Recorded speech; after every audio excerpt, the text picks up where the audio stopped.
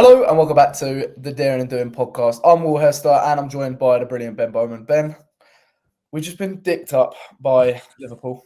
How are you feeling? Do you know what? I feel a lot more optimistic than I did after the Arsenal and Chelsea games, but there is a lot of shit to kind of wade through to get to that point before we can start being optimistic. But I'm just glad I didn't go. I was thinking, were you there at the game? No, I wasn't there. There was a load of train strikes. So anyone that actually made it up, by the way, the away support was unbelievable yesterday. Unbelievable. So fair play to you. I was having a chat with friend of the show, Sam Cornish, this morning, Legend, the goat, who made the trip up. And there's an amazing shot that he took of Richarlison. That I don't know if you've seen it, but the Richarlison goal, and it's just like it's one of those ones where he said it to me earlier. It was like, I just wish it was an equaliser or something. Yeah, it's just like it just that game had so much of the kind of hallmarks of the game last year. It was so bizarre. 3-0 once down. Again, yeah, exactly. And then it like all of a sudden it think, oh, could we get back to this? But yeah, no, the away support was unbelievable yesterday. Especially on a day where it was basically impossible to travel back and people were getting lifts off people and stuff like that. So once again, our unwavering away support deserves a hell of a lot of credit through sticking through the first sort of 60 minutes of that. Because again, there was a point when it went to like 3-0 where you couldn't even hear the Liverpool fans. All you could hear was Spurs. Yeah. And I think that's one of those things that, even in tough kind of times like this, like tough times never last. Tough people last. Like that is literally us. Because it's just that's literally us. Because it's like any other fan. Can you imagine the fucking Gooner little muggy fans with the Ashburton Army being 3-0 down there and actually getting behind the team? No chance. Like that's what we do. That's what makes us a proper football team. Well, a proper football club. We're not playing like a proper football team at the moment, but yeah, I just wanted to start off there because there is some positivity to take out from yesterday. And anyone who went to that game, it was my nan's 80th birthday, and so I couldn't go. And also there was no trains, but my nan's an Arsenal fan, so you know what, fuck her really. We had to have the inevitable conversations about like, oh, what's going to happen in the Spurs Man City game next Tuesday? It's just like, oh, fuck off. Is she big in football then? Is she? Well, my nan, yeah, she's big in football. Yeah, she's no, she does like. I remember I just go to my nan's house, and she used to have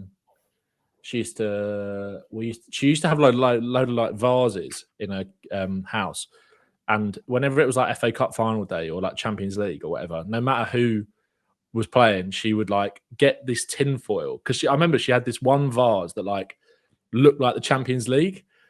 So it had like the two like ear like handle things on it, and she just put all tinfoil over it and like drew the Champions League logo on a paper and stuck it on, and then like, yeah, don't know where I'm going with this, but I bet that was quality. Like Spurs have got me feeling like I feel like Drake, but then it's like I'm just going down memory lane. But yeah. I mean, Drake and Kendrick were beefing. That was probably a fun thing to talk about rather than this.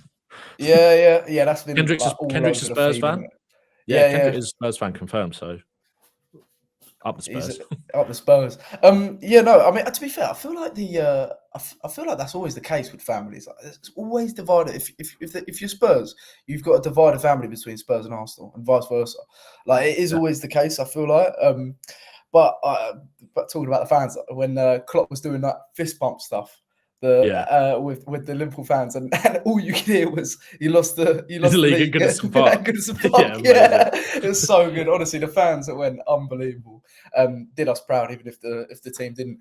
100%. So Ben, break down that game then, because was it an improvement from the last few fixtures, or not? Do you think, and where did it go wrong? I think. Overall, if you're looking at it holistically and being generous, it was an improvement from Chelsea for sure. I mean, the Chelsea game was just toothless really from start to finish, and we didn't really show any proper bravery. The first 15 minutes were bizarre really because I actually thought we settled into the game really nicely at Anfield, which again, we've got a terrible record there, one league win in however long. And I actually thought we were playing the football. Liverpool kind of obviously they've been licking their wounds a little bit over the last couple of weeks. It's not been going quite right, and the whole Salah and Klopp stuff. And I said kind of going into this run of games that before this game and before the last few that actually, there's a chance at Anfield because I know our record there is terrible, but they are a bit vulnerable at the moment. They are gettable. And I think we showed that. I did think we kind of showed that in the first 15 minutes, but that front three kind of really lacked the bravery and desire needed to go and make something happen in that game. I think part of that was down to the team selection, not necessarily through the middle, because I understand why people are so frustrated about Richarlison not starting. And I said it yesterday. I kind of feel like Richarlison's lack of rhythm in the second half of the season has really represented Spurs as a team. Like, without him, we've struggled. But since he's come back, he's also really struggled to get properly back in the team and really play like he was. And obviously, it's like 2 games back, and it's like then he's got a little niggle again, and it's just like it's kind of represented Spurs a little bit. And Ange said it after the game yesterday. It's all been a little bit square pegs in round holes when we've had players out. And obviously, Sonny through the middle has looked like that definitely in the second half of the season. And by God, did he look like it yesterday? I don't think I've ever seen him kind of that phased and nervous in front of goal and in around the penalty area. There was a few really times scatty, wasn't he? Really scatty. Yeah, no composure whatsoever. When you're looking at one of the most composed finishes in Premier League history, and it's just like I thought Ange kind of nailed it after the game. And in the first 15 minutes, I thought we broke their press really well. I thought our patterns of play out from the back were there. I thought it was the most composed and comfortable we'd looked on the ball. There were periods like that in the Arsenal game as well, but I definitely thought that in this one. But then when you get to the final third, that's when you're really, really struggling. You haven't got that man that's really going to go and make something happen. Johnson doesn't look as comfortable out on the left. He doesn't look comfortable taking his man on. Kulusevski doesn't quite have that pace and that drive at the fullback. And then when you've got someone up front in Sonny who can't really knit the play together and hold the ball up, it's just, I think all of the, like, I don't know, maybe I'm being too generous here with the performance, but like, the foundations of that performance were there. It was just the lack of kind of personnel and quality in the forward areas really let us down. And also the bugbear I did have with the team selection, I said it at the time, like I didn't really understand the midfield. I didn't really get that, what he was trying to do with Sarr, Bentancur and Basuma. I thought Basuma actually had a good game, or certainly a better one for a while. And I actually felt sorry for him at points when we did break through that press and Romero will play the ball maybe into Basuma. He gets his head up and he goes past one, but he's not got that next pass. He's not got that Maddison or Lo Celso, that more driving, attacking force in that midfield to then knock it onto that's actually going to get us up the pitch and beat a man. Sarr is industry. Bentancur just isn't playing at the level at the moment and is more industry. And he does have that on-the-ball quality, but you do need someone else in there. And I just think to go with Bentancur and Sarr, I didn't really get that. How comes why do you think that didn't work, that midfield? I don't think Sarr, like, I think we know what Sarr is. Sarr is an excellent young player and will definitely be an important part of this future for Spurs, but he has to play in there alongside another more creative force, in my opinion. He can't be tasked with that. He looked kind of out of his depth a little bit yesterday, and I don't want to be too harsh on him, but that's not who he is as a player. He has got quality on the ball, but in tight situations, knitting 1-2 passes together, but he's not that guy that's going to... He can drive forward with the ball, but he's not cute enough to drop a shoulder and then play that pass. Like we actually saw, I know I said it after the game, like it's difficult to judge substitute performances in the context of being 4-0 down because the game's kind of gone. Liverpool have sort of taken their foot off the gas. But you saw that from Maddison, and I know it wasn't quite working. And I do partly think, and I feel like I've been, not blameless in this as well, but like I do think we have maybe been a little bit over the top in terms of criticism with Maddison, maybe. It's definitely been warranted somewhat, but I think the whole team is kind of failing to find that level of confidence. But I think where he's the more experienced player, I think he gets a lot of the flack, and he does throw his arms out in the air. He doesn't help himself with his body language and stuff at times. Exactly. But you could tell what we were missing in that midfield when he came on, and then when Lo Celso came on later on as well. And I know it's hard to judge it because the game state is completely different. But I really thought we were missing that more technician, that attacking force in that midfield, because there were quite a lot of times where, especially in those first 15, 20 minutes, where we broke through Liverpool's press and we were away, some lovely little moves. There was that one down the right-hand side where Kulusevski, that lovely little back heel, back into Porro, plays it inside to Bentancur, and then we switch it and then we go. But then there's the sort of just that toothless nature up front just kind of slowed the move down. There's no one willing to make that run in behind. Johnson hasn't got that option to play it through to Son. It's all just a bit too safe. And I think we needed that bit of spark in that game. So I think that's kind of what let us down in the midfield.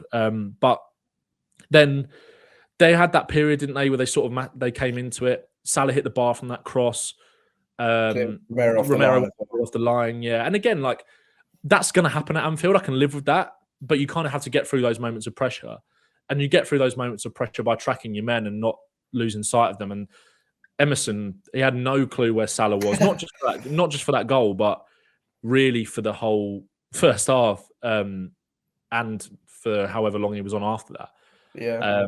So that you know, I've been quite vocal about thinking that Emerson is the answer in that left back role, because I just don't think we should pull Van de Ven out of position to play there, because I don't think his on the ball ability suits that role.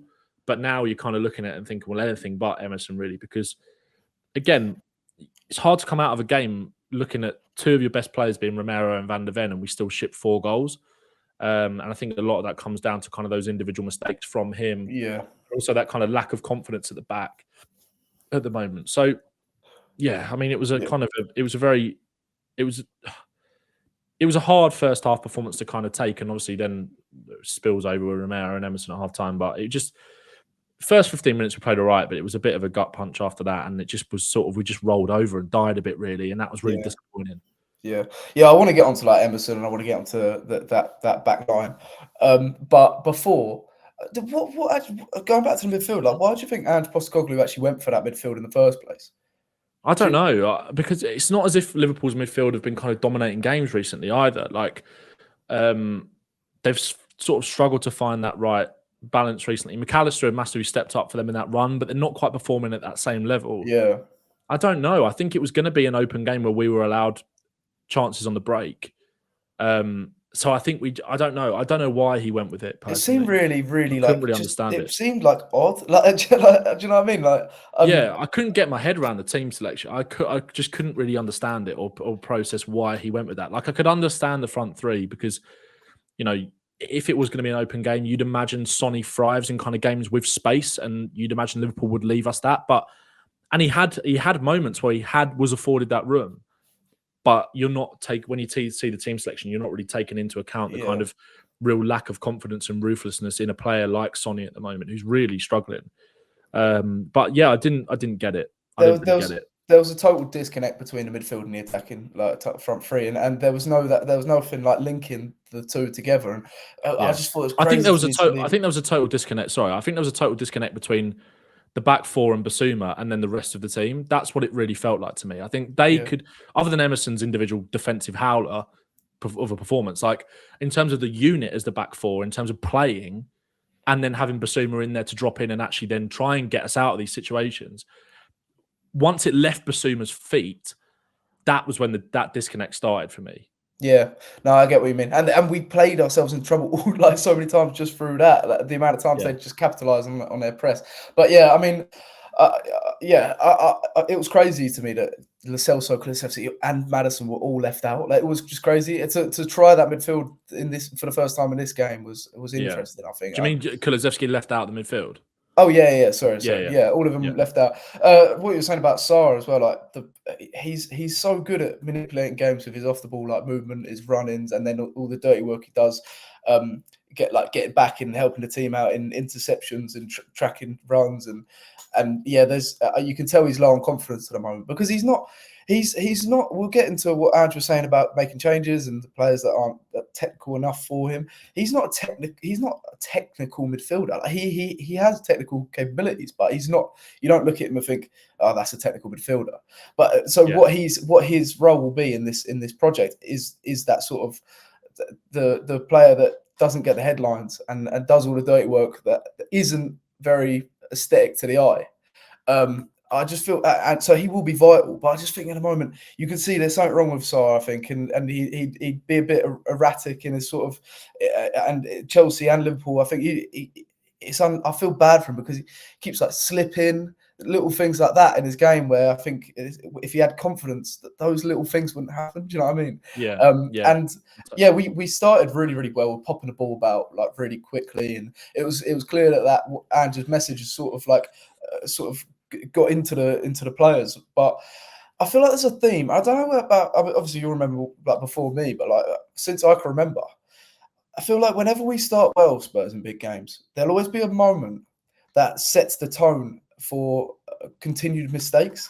There'll always be that sort of that thing where our heads drop, or it's almost contagious. Someone make a little mistake, and it's really hard to bounce back from that mistake, even though at the time we're not even losing. Like Sarr slipped, and there was a chance. I can't remember what it might have been. Romero clearing it off the line.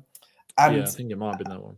I don't know. It might not have been, but and then we just become a bit nervy, and it was contagious. The whole team sort of was like contracted this sort of nervousness. It's like they get the yips. It's just almost like they just forget how to play football. It's just like, exactly. I think that's one thing that's been disappointing in this run, because you think back to our ability in the first half of the season to kind of overcome the small amount of setbacks that we had, because we were dominating games for the large part, and we won the first 8 out of 10 or whatever it was, and we largely kind of had it all our own way, and that was down to our good performances. But I think back to the Arsenal game at the Emirates, and we had a real period there where we were rocking at the Emirates, and Doggy was struggling, Van der Ven was struggling a little bit. Well, Van der Ven not so much, but I remember Van der Ven coming out the game afterwards and talking about how Ange just kind of got them through and was just like, keep playing, don't worry, keep playing. And that kind of shouldering of that responsibility to say that if you make a mistake, it's on me. And I think what I loved about that Arsenal performance, as much as we didn't get the 3 points back at the Emirates, was that it felt like the sign of a different Tottenham, because you're completely right. Like, it's too often in games with Spurs where we settle, and then there's one thing that then just sparks this domino effect, and the whole team lose confidence, the heads drop, and that's where that kind of Spursy tag comes from. Really, we wilt under pressure, and that's definitely what happened yesterday. Even I thought Romero was pretty good by and large, but even he sort of caught the disease of playing out from the back a couple of times where he didn't look quite as comfortable on it, even though he bailed us out a couple of times. His actual defending was once again really good. Yeah. But even he sort of caught the disease in terms of being unable to play out from the back. And like I said, that in that Arsenal game, we got over it pretty quickly. We were just like, right, we got through that tough period. Jesus missed that chance. I remember where he blazed it over the bar, and it was like, right, no more. Yeah. We just keep playing, have that confidence, head up. And it feels like that's gone out the team a little bit, which is a shame, really. I don't necessarily think that's down to Postecoglou, because you can see, I know it wasn't quite words of encouragement against Chelsea on Thursday, where he's telling them to stop fucking passing backwards. But, he's there. He's there to get them through it. But maybe, I don't know. It's that's what I find disappointing, really, is that kind of... But then again, this is by and large, this is quite a youngish team, and parts of the team where there are injuries, it's kind of been cobbled together a little bit. Like Ange said after the game, like with the idea of Emerson at left back, it's kind of been, whenever we've had a couple of injuries that have upset us, it's always been a bit square peg and round holes. And that's something that needs massively addressing in the summer. And obviously he's alluded to kind of big changes being needed. But, it's a youngish team where there's a lot of responsibility on these players. And I think that inconsistency, one, is natural with that. And it's obviously disappointing that we've lost 4 games in a row, I think, for the first time in 20 years. That's crazy. But that doesn't mean two things can be true at the same time, where actually, like, this is just a bit of a rut. We'll kind of see that at the end of the season, because it's Burnley up next and you'd expect a kind of a response and performance. But yeah, I think it's important to not lose sight of the fact that, these players are human beings as well. And there's a lot of kind of being demanded of them, and maybe that's being too kind, but I think the responsibility is wearing heavy a little bit on some of these players, and I think they're kind of burning out. Not physically, but that mental burnout is turning them into sluggish, sloppy players, where we saw a lot of individual mistakes. We've seen a lot of individual mistakes in the last few games. Yeah. Players losing the ball that you don't necessarily expect.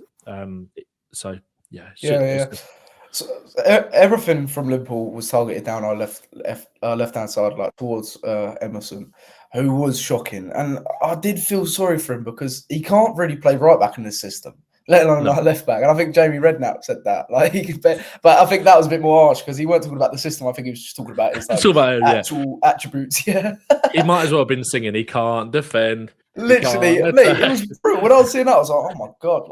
I know the Spurs fans are getting onto it. Now the media's up picking up on it. But Skippy, come on. Played left back. Oliver Skip, the redemption arc, he played really, really well. Wellington City Iniesta. my boy. Mate, is that where he's from? Yeah, we were born in the same hospital, mate. Really? Serious? He went to school near me. Yeah, That's go unreal. Skippy. Yeah. So you've got that added. You want him to succeed in the Spurs and we also share because we were born in the same hospital. That sort of just like ability to play anywhere, Gene. Do you know what it's like just do a versatile. job. Yeah, exactly. I thought he was really, really good. Like really, really good. But the thing is, I don't know whether he played really well because Liverpool were 4 goals up, 4-0 up, and sort of just dropped the gears. And Salah was just like, "Fuck it, I'm pretty tired. I'm going to sit back a little bit." They did try and like hit us on the break as much as possible. And there's one part where Skippy almost got himself sent off if Salah was onside. But what do you think? There's a possibility here that Skippy could revitalise his Spurs career from fullback. Potentially. I mean, there's been a lot of chat about like there was a lot of people calling for Sarr to play there. Do you remember? Like even not necessarily in the left back. Yeah. And we were talking about it. I think what pod was it when we had? I think it was one of our first podcasts. I'm pretty sure. Yeah, we had like Porro was injured still, and Porro was injured. I think it was a Palace game. You're right. It was our first pod, and Porro's still injured. And there's been a lot of chat about like could Sarr play in that role. So I think he definitely sees that because of how they kind of set up as midfielders in possession for a lot, that you have to kind of have those attributes, which is why Emerson struggles, because I think there is only one position on the football pitch he can play to a decent ability, and that is right back. And even then, that's being kind. Also, like, let's not protect, like, I just wanted to clear a few things up with Emerson as well, because there have been a lot of people that have turned on him, and he had a terrible game yesterday, but there have been a lot of people that were so quick. Do you remember when he got booed off the pitch at like Leeds at home and stuff like that? Or like sarcastically cheered off the pitch, and everyone was like, we don't want to see him in a Spurs shirt again. And he had that redemption arc after that where he was actually one of our better players. And he came back from that really strongly. And all those people wanted to get behind him then, when he was scoring goals against West Ham. And I feel like he's just been massively kind of thrown under the bus again in a bit in our fan base. And it's okay to be critical of him, but I think some of the stuff has been a bit over the top. And I do feel sorry for Emerson. I don't know. Maybe it's been too kind. He's not good enough.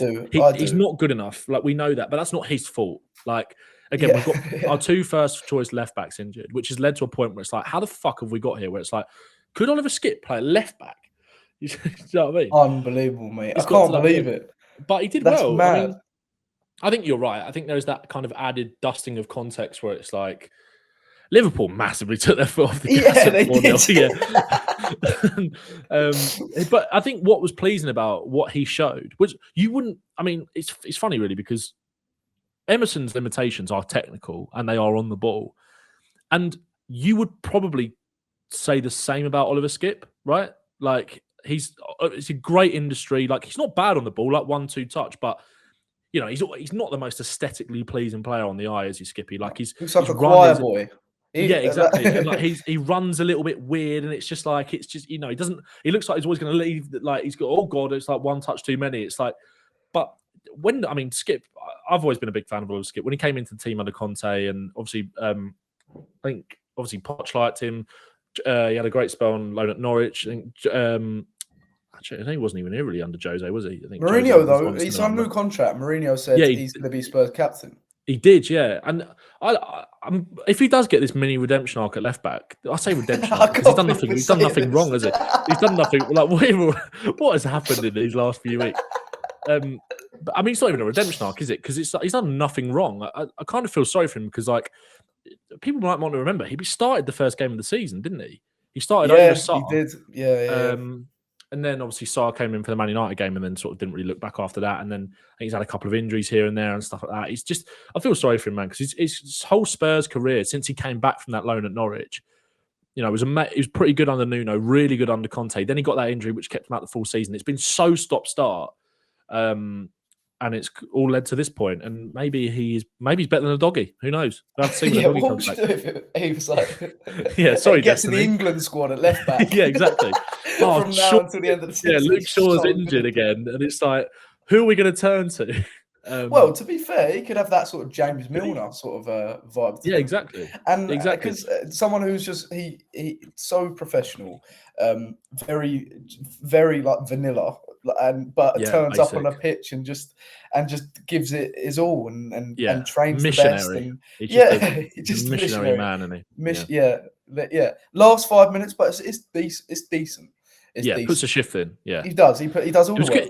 He was quite good going forward, though. I thought. Obviously, he was involved in the second goal. That's what I liked. And I think he was probably coming on, trying to sort of prove a little bit of a point as well, to say, look, if you trust me in this role, I'm going to try and I'm not going to hide away from it. And he picked the ball up a lot down that left hand side and drove forward with it. And again, like I said, though, the importance of technical ability in those two inverted fullback positions is so obvious. And I think that is something that he does lack. But what he does, he makes up for it in that industry. And you're always going to get 100% from Skippy, and I love him for that. And we spoke when we did our sort of keep or sell a few weeks ago on the pod. I think we were both in favour of keeping Skippy, weren't we? Because one, obviously, kind of the homegrown complications with European football, which who knows might be off the table now. But also just the fact that he's a bit of maybe he's going to prove himself to be this weird Swiss Army knife of a player where he can play in all these different positions. So in Europe it might be handy. And the thing is, it does everyone a favour if he can sort of revitalise his career, and because he's homegrown and he's club trained, and we need those players. And and it's a bit of a dilemma if we sold him, but you're thinking, well, I just feel bad if we keep him for the sake of keeping him for him because he loves his football and he. I think I remember last year him saying, "Look, I'm ready to leave on loan if I'm not going to get game time." So his priority is his career. So if he's sort of if his career sort of staggers and comes to a bit of a standpoint, and because out of like necessity of needing club trained players, you feel just terrible for him. But if he somehow has a way of being a really Swiss Army knife, like you said, and can cover in Europa League, can cover when players are injured. I mean, the reason why me and you, I think he's got a way higher ceiling than Archie Gray, but the reason why we want Archie Gray is his versatility, and he covers the same sort of positions. So it'll be interesting to see from now until the end of the season whether Skip will maybe be utilised in the fullback position, and then maybe his future is at Spurs in the next season. Do you think his future is at Spurs next year? I think he'll definitely be here next year. What his long-term future looks like is another question, but I'd be more than happy to see him stay. I've always been a big fan of his, and hopefully he can stick around and kind of prove his worth to Postecoglou. Because again, like next year, like the demands on the players is going to be tougher with European football, especially if it is Europa League or even if it is Conference League. I mean, it's not going to be Champions League now anyway. But the kind of the Thursday, Sunday schedule is a bit more brutal, and it's the same theme tune though. So every cloud. Whoa. Actually, you've been told to stop singing. Yeah, literally. Yeah, I know. I had that this morning as well. Really? Yeah, when we was on that. I was on that call this morning. We were talking about. I can't remember what we were talking about with James and like Champions League and stuff. And I was like, I won Europa League anyway. And I was just like, I was there singing it when the fourth goal went in yesterday. And he was just like my whole family, just like, shut up, man. He's doing it again. He's doing it again. He's done it again. He's done it again. That Ben Bowman. Done it again. But yeah, no, I think he could be an important player next year for sure. For when we're in Europe, he's played in Europe. Yeah. Has he played in Europe for us? He must have done. No, actually, I don't think he has. Well, he's played Champions League, no? He must have done. I think he was on the bench for the final. Yeah. Was he? That is crazy. You're right. Yeah, he probably would have played Champions League under Conte. Yeah. I mean, he definitely played Conference League under Nuno, that's for sure. But so there's been this debate online, and I actually think this doesn't even cross Postecoglou's mind. I think it's a bit of a Fugazi, a bit of a Fugazi. It doesn't fucking exist. It's a Fugazi. It's Fugazi. It's not real. Like I don't know if Postecoglou's ever thought about it, because I mean I actually don't think it, and I'm like you. I agree with you because I don't think it will work. But do you want to see? Obviously, Emerson was terrible, and I feel for him, and I feel for him in the fact that if he plays again and he makes another mistake, unless it's against City, the backlash is going to be unbelievable. Yes. Well, in Emerson, go son. Man of the match. Yeah, go on there, do it your best. Get a man of the match performance against City, please. For City. But yeah, I mean, fucking, where was I? What was I thinking? Oh yeah. So, do you want to see maybe Van der Ven left back, Dragusin left centre back, Romero centre back, and then Porro. Because this is what I feel like everything on my Twitter timeline right now is telling me that that's the way to go, and annoyed at Ange for not doing it. But I feel like it is a bit. Just copying Pep, mate. You're looking at Pep, you're looking at Arteta, and you're thinking, oh, 4 centre backs like that. Look at the fucking size of them. Look at the fucking size. And look at the size of that fucker. Look at the size. And then you're thinking, we could do that. We've got a big centre. I'm not being funny. Dragusin, left centre back, he doesn't look the part for that left centre back role. Put him in Romero's position. I think he'd do a really good job as a squad depth player. But left centre back, he has looked a bit suspect. Van der Ven has never. He played left back now and again for Wolfsburg. Yeah, not in a system like this. This is a whole never. You're asking him to utilise the number fucking 10 position for the majority of the game, or number 8. That isn't Van der Ven. He's not. He doesn't turn. He can't play with his back towards goal. No. With quick turns. He's really good when he has space ahead of him and he can drive forwards. Yeah, but that's not.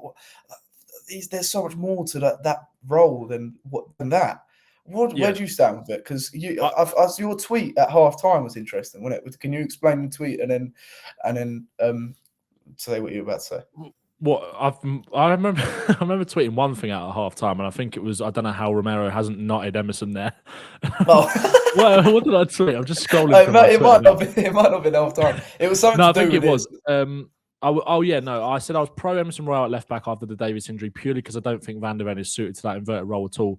But something's got to change. That one decent facet of Emerson's game at his times is his defending, but he's been schooled this half. That was 10 minutes before Skip dropped the fucking masterclass. Exactly. Oliver Skip read that tweet and said, "Hold my beer." Yeah, hold my beer. Is he old enough to be drinking, Oliver Skip? He doesn't look it, does he?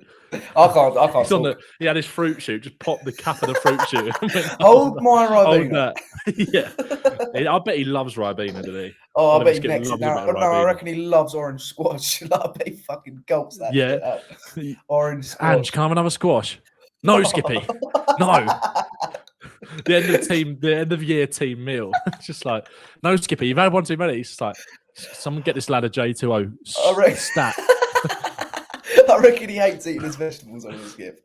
Like he fucking hates eating his vegetables. Yeah, no. What do you think he had for dinner tonight, Oliver Skip? Something really fucking plain, like really plain. What's the plainest, most English breakfast dinner you can possibly have? You know, like, do you remember, like at secondary school, like at the I don't know if your school had this, but like the pasta bar where it was like you could get like pasta, and it was either like pasta and 2 sauces and cheese, or like pasta and beans.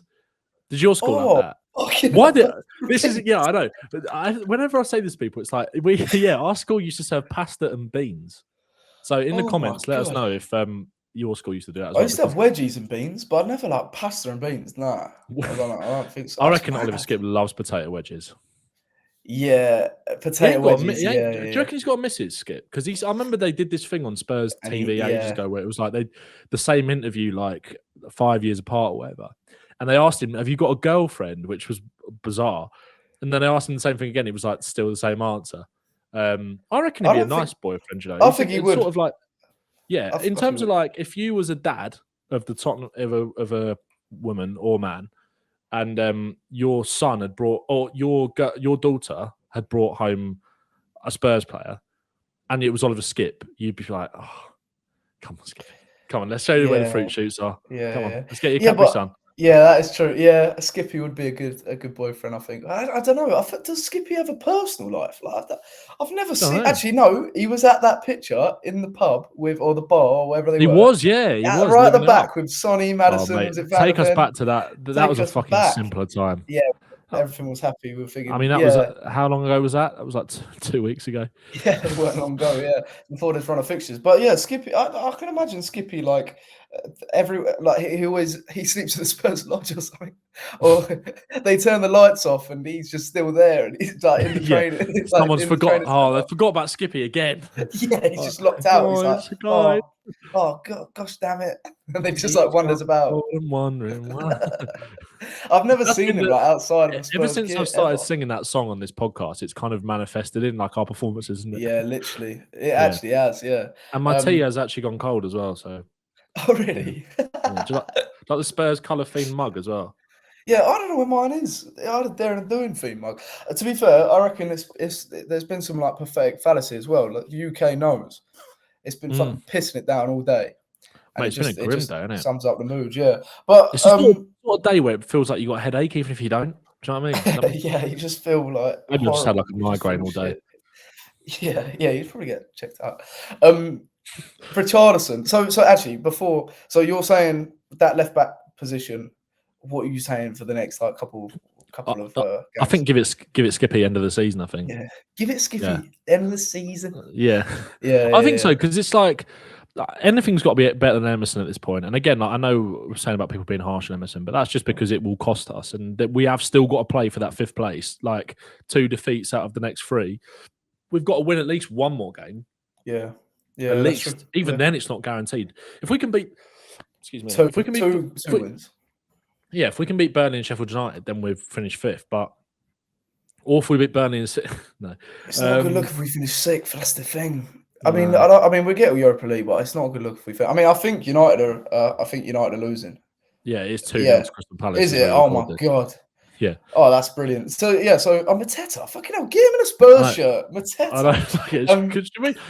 Yeah, forget Elise who scored like the first goal. We just ran through like Man United. Fuck off, Eze. I've got another player for you. Daniel will love him. He's only full. He's boom, only boom. Mateta. Yeah, he's got. Sign him just for the song. Did you see that video of the Newcastle fans? Sorry, by the way. This pod has gone on a massive tangent, but I feel like we needed this. There was a video of when Palace beat Newcastle a few weeks ago at Selhurst Park, and they played that. They whenever Mateta scores, they play Wenger Boys. And there was this video from like the Newcastle away end where they're playing it over the speakers, and the George like, I thought we were playing foot, and Wenger Boys were fucking too lonely. I rate That's it funny. so much. Yeah, get him a Spurs shirt just for that alone. Yeah, but anyways, United looking like their season's over, and they're on the beach. And so basically it looks set in stone that we're finishing Europa League, which is at least we have that sort of safety blanket. But a 6 doesn't look good. It doesn't look good at all. No. So we need to win the next couple of games. But so what are you saying? Like nothing drastic, or are you saying? What in terms of changes? Yeah.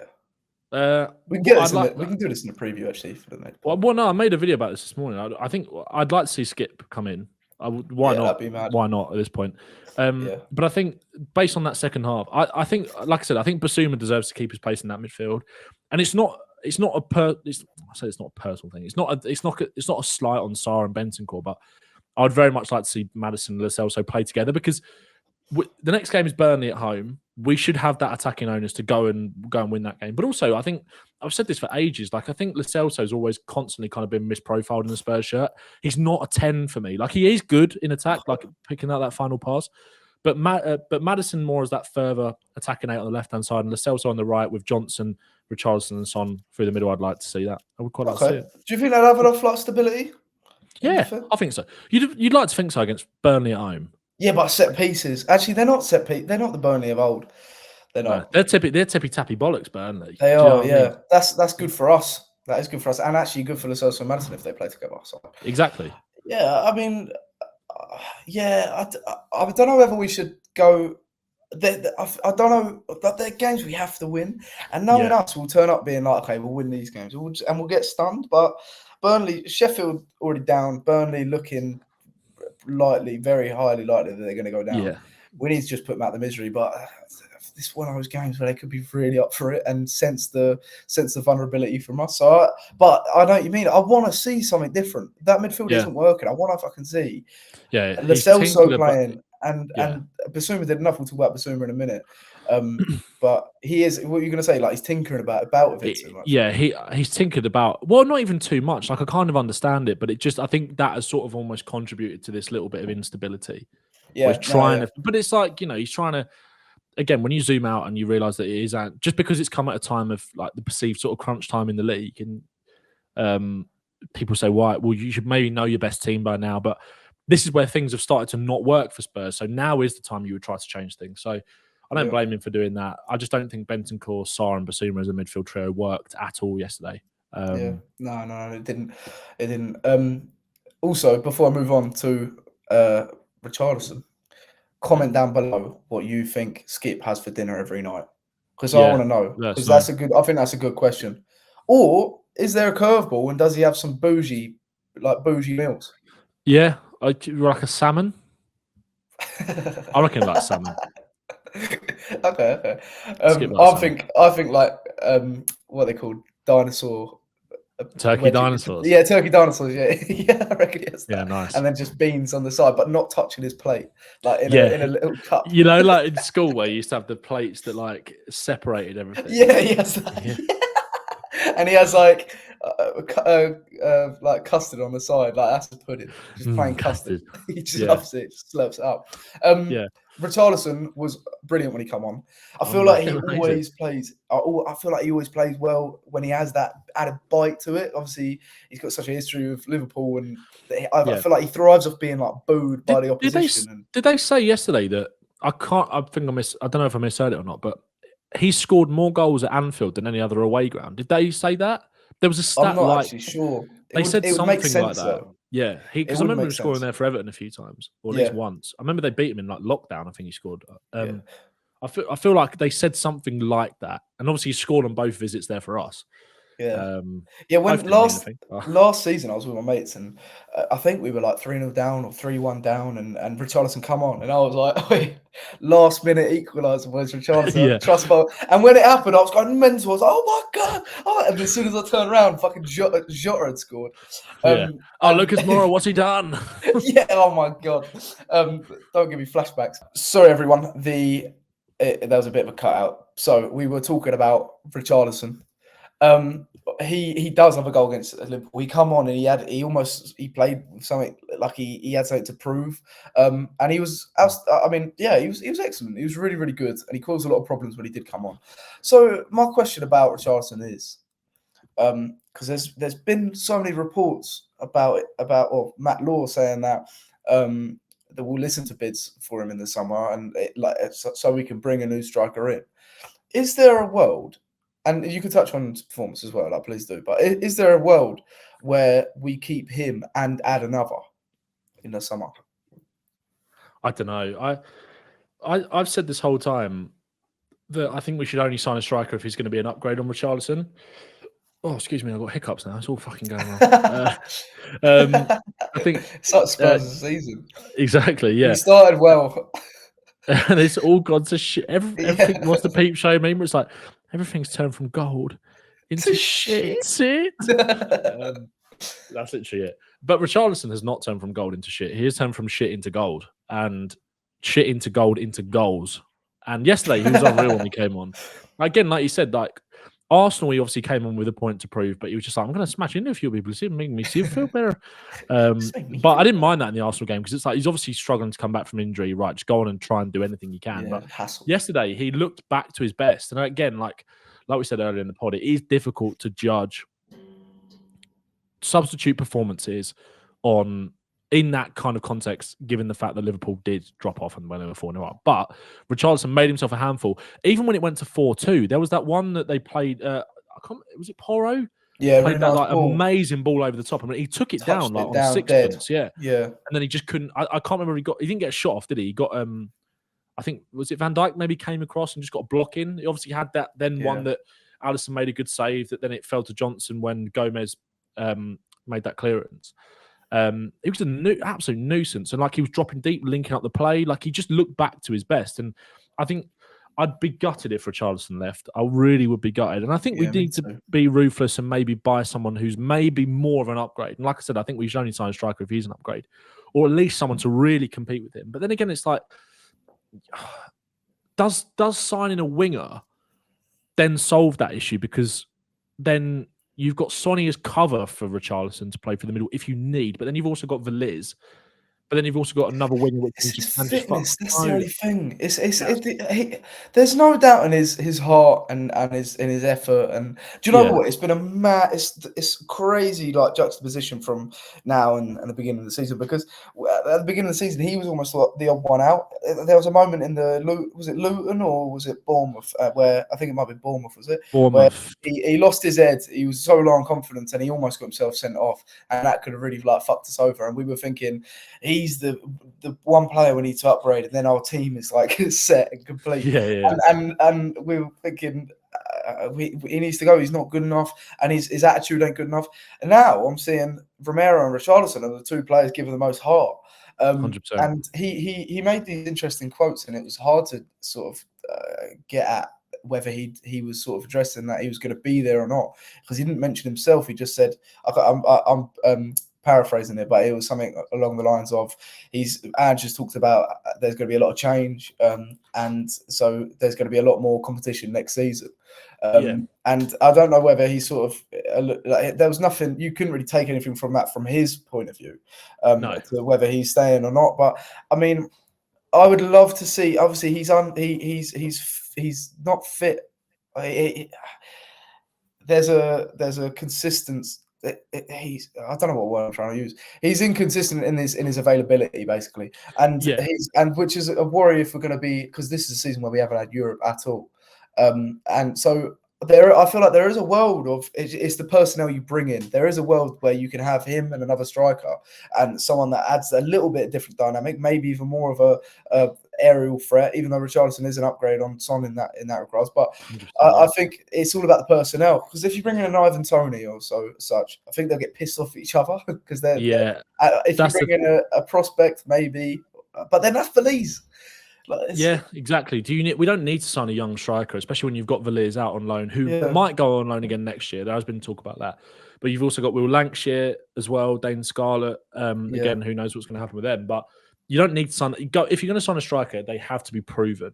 That's what it has to be. And exactly. I don't know what you think, but I still can't work out whether I think Richarlison would thrive in an environment where he's really got that competition. And I don't think he would go within his shell, but I'm not sure whether that would bring the best out of him, but maybe that's doing a disservice to his character, because he has shown immense character this season at Spurs.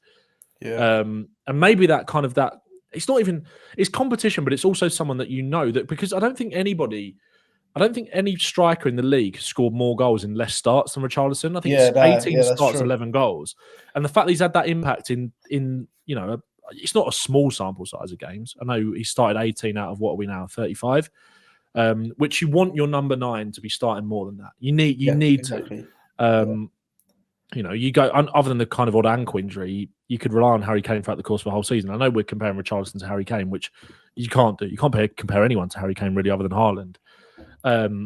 But yeah, I would still like us to sign a new striker, but I really hope it isn't Richarlison making way, because I think it could be something Spurs regret. I don't think, if you're looking at it in basic terms, I don't think you'd find a better backup striker in the Premier League than Richarlison. I don't think you get a better one anywhere. No way. And someone to come on with that bit of grit between their teeth and something to prove as well. And I think there is a world where he takes it in his stride. And I mean, he's got so much competition for Brazil, and look how that turns out for him. Yeah, that's very true. Yeah, there's an argument to be made, and obviously I'm not saying this guy. I love Sonny, and he's here he's the captain in this process. There's an argument to be made that Richarlison fits this system better than Son. Yeah, is he more important to our attack than? That's the thing. More important to our attack than Son. Yeah, that's the question. I mean, there's definitely a debate to be had there, and not in ability, but in his suitability to the system. I get that. Watching Sonny yesterday was hard, because it was just like I've had so many comments on TikTok and things like that, and even on the pod, like we've been kind of asked about it, like, you're not giving Sonny the criticism and all this kind of stuff, and he's kind of getting a free ride compared to other players. Yesterday, obviously he got his goal in the end, and he looked a lot more comfortable when he went out on the left, and I think that has to be the dynamic for the rest of the season, or say rest of the season, the last 3 games, Richarlison, Son and Johnson, or maybe Kulusevski on that side, and Sonny did look more comfortable there, but he's just like, whenever he gets the ball, it's like Bambi on ice. It's just like that real lack of composure at the moment. Confidence. And I think it's confidence. I think he's panicking a little bit when he gets the ball. He doesn't really know what to do with it. He doesn't really know how to play. I don't know. It's really hard with Sonny. Yeah. I bet they're getting comments today like maybe we should cash in on him. It's like, really? What do we have to do? Yeah, no. It doesn't need to get to that point where it's just no. Still scored 16. Was it 16 goals in the Premier League now? And it's about more than that as well. It's about having, even when it's in the tough times, you can still rely on him to kind of be that leader on the pitch, but it's other players that have to step up around him as well. And he has to do better. He has to play better than he has done. But again, he's aging. And I think this, although I definitely don't think we should sell Son, I do think this summer has to be the one where we look at that maybe long-term replacement down the line, whether that's at striker or whether that's out wide. Or possibly both. It's interesting because, like with Sonny, and I'll come back to Richarlison in a minute, but he doesn't. He can be a vital squad player considering we're in Europe. It will be in Europa League next season. He can be absolutely fundamental to everything we achieve next year, but without playing 100% of the games, because what he gives is just something different. He's such a problem that teams have almost shape up against Spurs to nullify him. If you nullify Son, if you bully him out of the game, then we're a bit blunt up front. Yeah. But if we've got different personnel to worry the opposition in a different way, Son can come on and be a catalyst in so many games because he'll add something different, and their whole game plan almost has to change around Son because he's that good of a player. The opposition are scared of him because you can't give him space. You can't give him space in behind. He's ruthless. So what they do is they just drop back and they try and beat him by using physicality and being deep. And if you've got, I'm just going to say Ivan Toney in this situation, and that they've got to shape up differently to nullify him. So I'm looking forward to seeing him where he's got a lot of players around him. I feel like there's different players can suit the system better, but there's no one near him ability-wise as a footballer. No, up front. No. So I'll be looking forward to seeing a team where there is players that are almost like on par or almost or have the potential to be as good as him because he's been incredible. And I'm not ignoring him or anything like that. There is an issue there, but I'm just waiting. Maybe we just have to wait till the end of the season. And it's an issue that you don't. It's an issue that is hard to address, and I think people have to kind of realise that there is that you can't. It's really hard to strip away that sentimentality with a player that's shown that much loyalty to you. Yeah. And again, it's not like Sonny's sort of 5 goals or anything. It's just that he's still been able to be impactful. I just think it's kind of like, and again, I can't really work out why it's happened because we haven't had Europe. But it just kind of feels. I think we had the Asian games. Yeah, and also last season took a lot out of Son mentally, I think, as well, with the injury problems that he had and the fact that we didn't play that well. And it's he's taken up a new role as well with the leadership, and obviously he hasn't got. It's a lot on him. He's got a completely fresh squad as well. I mean, Perisic. You're trying to look at the senior players in the team. Perisic, Dyer, Lloris, Kane, all gone within the space of 6 months or so, and then Son's left to be the new captain, and I feel like that definitely takes a toll on him as well. He's got such a young team around him that hasn't gone through the pain he has. Yeah, he's been the only one, really, isn't he? Like, exactly. When you think back to the team if you think back to that, I don't know, that Champions League final team, for example, he's the only one that's still here, the one that got to the final. You think back to the title race team a few years ago, it's only him and Ben Davis that are the only two still kind of left standing. Obviously, Ben Davis Champions League as well. We didn't play in the team, but it's just them two, really. And Davis isn't a starter. And obviously he's not around at the moment. So, Ben, is there a world where I can't see Richarlison staying at Spurs? I can't see Spurs splashing out on a striker if we don't sell Richarlison. Can you see that as well? Like, can you see two strikers of the level of Richarlison and above? I don't know. I think he'll want. I think Ange wants to keep Richarlison, but he also wants to keep a new striker. But part of me thinks that to get that new striker in, I think he would sacrifice Richie, which maybe is not what we want. But again, like Andrew's kind of alluding to, these rebuilds are brutal, aren't they? But and we're going to get onto that, and that's the thing. Sorry, I cut you off there. But there's a trend with Ange at clubs where he does sell players that the fans love, but he just is convinced that he can do better, or they're not technical enough for his system. But I mean, I don't know. I think Richarlison shows everything a fan wants. It's just whether Ange Postecoglou looks at him and thinks that's exactly what I want as a striker. I don't know, but this performance definitely proved that he has a say in things and he has a point to prove. He was really, really good. Really, a lot of positives from him. What was interesting, Basuma had a really good game. Actually, I think he was decent. And I want to touch on a couple of things on his performance. Harry Brooks, obviously, we're big fans of Harry Brooks. If you don't know who Harry Brooks is, then get to know because he's unbelievable. He tweeted out how he thinks if you get the best out of Basuma, you really don't need a number 6, a new number 6. How far do you agree with this? I agree with that, but it's just then about how do you. I thought we were seeing the best. We all thought we were seeing the best of Basuma, but I just don't think we're going to see that best of Basuma every single week. Again, kind of come back to what I was saying earlier about the reason that Spurs lost that game yesterday was our kind of inability to function in attack as well as some poor individual mistakes at the back. Everything up to the point of Basuma was great. It was just beyond that when he then made that next pass. He didn't have that player to sort of carry it forward. He did, other than a few sloppy moments yesterday, Basuma, which is kind of a natural in a game at Anfield. It's very rare that, unless your name's Adam Wharton, who was excellent, by the way, when Palace went to Anfield, and that kind of looks like a real misstep for Spurs not pursuing that deal because it's now 3-0 to Palace, and they are on the hunt for Europe next year, I think. But Basuma, I think, Harry's right. I think it's just for me about, are you going to see that over the course of a season? I'm not sure. And again, it's Basuma in a bigger game actually kind of stepping up and playing well. It's hard to sort of sit here and talk about that after like a 4-2 defeat. But I do agree. I would like to see. I don't think Basuma should be on the chopping block by any stretch of the imagination. They sort of said that, didn't they, in the some of the reports that came out about those 12 players, and Basuma was one of the ones that, unless a mad offer came in for him, they'd sort of, and you can tell how much Andrew likes him. I just want to see that every week, really. I think Basuma, like when he is on form, he's just too inconsistent. Like when he is on form, there's no one better than him on the ball, and his instinctiveness and his the way he wriggles out of a bit of the press, and teams have to double up on him. That's how they try and nullify him, by doubling up on him. It's such a compliment to him and his abilities. It's just my problem with Basuma is out of possession, like the tracking the runs, the spotting the danger, the sort of tactical element that Conte alluded to about him last year, which is. The thing is, you can use Basuma in games where you're not. There's less chance that you're going to get pounced on in the counter attack. But if you know that threat's there, then you need a number 6 for me. Another one comes in and just adds something different, a bit like Højbjerg, but an upgrade on Højbjerg, I think. So, what do you think if we do, like in terms of number 6? If we do sign a number 6, should it be an upgrade, competition, or a prospect signing like an Adam Wharton? I'm thinking Archie Gray. Yeah, I mean, I think Adam Wharton's gone past the point of prospect, isn't he? I think he's a real deal.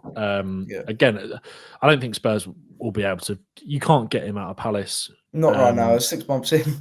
No, exactly. And even if you try to get him in a couple of years, again, it's kind of like you're looking at Manchester United tonight. They need that number 6. They'll go and spend 60 million on someone when they should have bought him. Spurs could potentially be the same, but we've got that. We've kind of got the answer in Basuma, like Harry sort of alluded to, but again, it's just that consistency. So, I don't know, maybe a younger player to sort of put the pressure on him a little bit. I don't think Basuma is a massive problem for me going into the summer. I just want to see that consistency. Yeah, I'm thinking Matt Pfeiffer. Yeah, you like Matt Pfeiffer? Cheap. Yeah, and again, I'll be honest, I've never seen him play. That's the bit me neither. No, off of his like YouTube compilations, he just looks like Rodri. Yeah, class. No, but I'm thinking a cheap. I don't want to splash in like 60 mil on a Nana or anything like that. I've spoken about it like so many times before, but yeah, I just think someone that you need someone aerially dominant, because you're thinking personnel for like set pieces as well, and all these little facets of the game that we need to improve on, the little details, and that sort of a destroyer and someone who's competent in possession and who can carry out that role. I just think if there's cheap options out there, then we need to look at those. But then Adam Wharton was perfect. He was like 20 mil or something like that, which is ideal for Spurs. And that's the thing. He was a prospect signing 6 months, not 6 months ago, a month and a half ago or so, 2 months ago, and now he's up there with like the best young holding midfielders in the league. So, do you take that punt on an Archie Gray, which I think you do as well? But lastly, we need to talk about the Ange quotes, because we didn't get the chance to. We did the pod just before the Ange quotes sort of come out, and we need to talk about him. So he said that he needs to change. There needs to be change in this squad for us to progress, which is a bit of a trend with with Tottenham managers, but he said it in a Yeah. much more sort of positive way. Yeah. He said it in a way that, I actually want to be here and I want to oversee this change rather than just throwing every single player under the bus. These players are shit. What do you expect me to do? His was, I have a vision here, very, but very to different. do this vision. Paul O'Keefe's come out and said there's over a dozen Spurs players that we're looking to sell, or we're willing to listen to offers for. Matt Law has also named like multiple players. Will there be any shock exits in the summer? And if we are selling that many players, how many income do you actually expect it? I think the shock exit would be Richarlison, even though it's kind of been teed up a little bit and sort of talked about by the fact that Spurs are willing to listen to offers. But I think it would be a bit of a shock if it actually happened. Yeah. And I think it would take Spurs getting basically their money back for it to actually happen. So I'm not massively worried about Richarlison, really. Again, like, there was talk about potentially Basuma being that shock exit, but again, I can't really see that. I don't think there will be too many surprises. I think it's just brutal in terms of the mass of players. Exactly. Exactly. The sort of the actual number. But yeah, I don't think there'll be too many shocks. I was surprised to see Ben Davies maybe talked about, but again, it's not, when you strip away the kind of emotion of it, it isn't really as much of a surprise, is it? I think if Ben Davies was to leave, I would be sad, but you'd understand it. But if he was to stay, it wouldn't bother me at all. He's not one of the ones I really have kind of concerns about. I think he's a good player to have around. Yeah, yeah. I don't know. There was some people were talking about like Bentancur, weren't they? But then there was that tweet that came out from saying like Kulusevski and Bentancur won't be considered up for sale, players like that. So I don't think there will be too many shocks. I think a lot of the deadwood that we expect to go will hopefully go. I can't see there being too many. I don't know if you agree. I can't. I think it would just be the players that you sort of expect it. If you look at our team, there is actually quite a few players that are just dross and are deadwood. And you think even signings like Solomon that we made like in the summer, maybe like a loan move out for him because no one's spending money on him with his injury record this season. But I'm thinking players that just get out so you can bring new players in because you need that space. And it's like the debate and bringing Werner in. That's a possibility, but also you need that space in the squad to bring players like that in. And also, if there's too many players holding up the homegrown options, it's a massive issue. It's interesting, but I don't think there'll be like shock exits. I think there'll be like you say, expected exits, but just very like in large amounts of players, and even the players that are on loan, and which is probably them as well, because there's going to be loads of players back in our books, and we're going to have the same problem as last couple of years, and just having to try and look for places for them to go as well. There's a lot of work to do in the summer. I can see us maybe maximum 6 players in the summer. I wouldn't say any over that, maybe even 5. I wouldn't say, and you're talking about players that come in and be a bit squad, maybe 1, 2, 3 big signings. Or in a Spurs way, nothing like mega with the sums of money, but and then a few versatile, like steady Eddie squad players that will just come in and do a job that fit our sort of recruitment structure. Really quickly, do you think these run of games, Ben?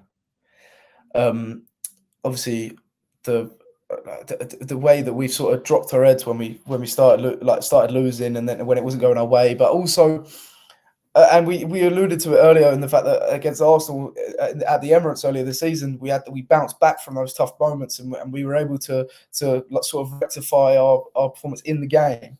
And now you're looking at us, and our heads are dropping. Okay, we sort of have a little bit of a retaliation, but by then it's too late. It's a consolation by then. Do you think this will have a negative effect? These experiences that we're experiencing as fans as well, like there might be a hangover to this like end of the season, and the players going into next season, and maybe that's why he wants to get rid of a few players as well. Yeah, I think that's a good point. As in to not kind of carry that baggage into next season. But I don't know. I think Ange will probably be thinking about it. These players will probably be stronger as a result of it. Like Ange has kind of there's been this skepticism around him every single place that he's gone. So he's used to this. He's used to things not quite going the way he wants them to. And that's football. That's the Premier League. It's brutal. It's been a tough run of games for Spurs.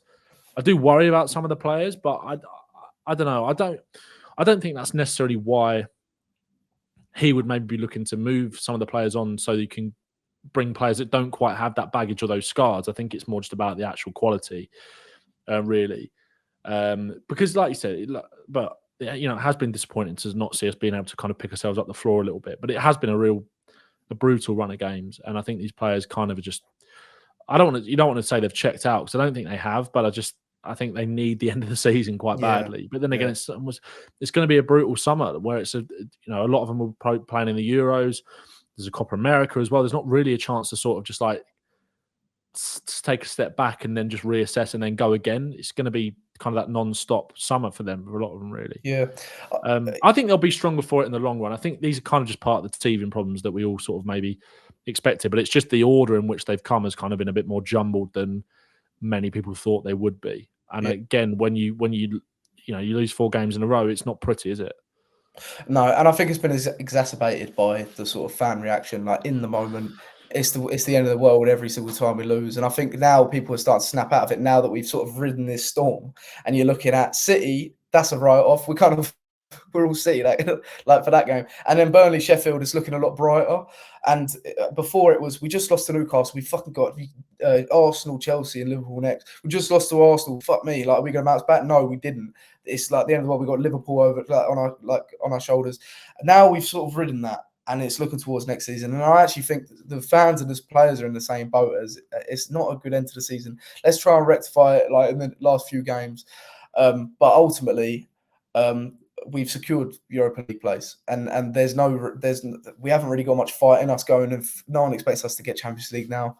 And it's sort of just like, let's get the end of the season going, and then we can go into this exciting next second year under Ange with a real good sort of, if we can get the recruitment right over the summer, there's so much to be excited about, because a lot of the problems we're seeing is personnel based, and exciting times are ahead.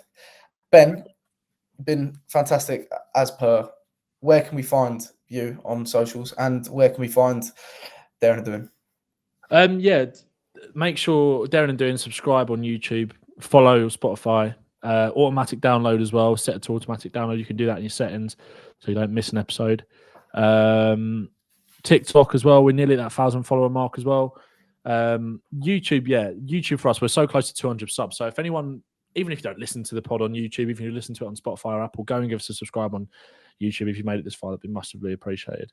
And then me, TikTok, Ben Bowman, Twitter, Ben Bowman, bloody MySpace, Ben. But that's where you can find me, mate. But go and support the pod. Go and follow the pod, and quality. Everyone, thank you so much. Up the Spurs, and we'll be back for the Burnley preview. It is Burnley next, isn't it? All these games are coming thick and fast. I think so. Yeah, I think it'll be Burnley next. All right, legends. Catch you later. Up Spurs.